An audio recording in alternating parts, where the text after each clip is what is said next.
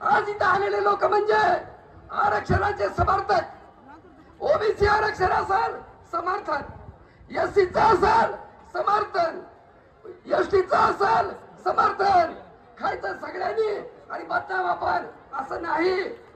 बाबासाहेबांनी आपल्याला हा आदेश दिलेला आहे. या देशामध्ये बंधुभाव, या देशामध्ये समता, या देशाचं संविधान, याचं लायसन बाबासाहेबांनी आपल्याकडे दिलेलं आहे. आणि आपण हा जो मोर्चा आहे त्या आरक्षणासाठी रडण्यासाठी नाही, या महाराष्ट्राला आणि या देशाला, या महाराष्ट्राचा मुख्यमंत्री उपमुख्यमंत्री यांना मार्गदर्शन करण्याचा हा मोर्चा आहे. या देशाचे आम्ही मार्गदर्शक आहेत, संविधानिक भारताचे आम्ही मार्गदर्शक आहेत. म्हणून या मोर्चातून एक मुद्दा सांगतो, जातीचं, धर्माचं, वंशाचं, प्रांताचा भेद त्याच्यामध्ये सडणार आहे.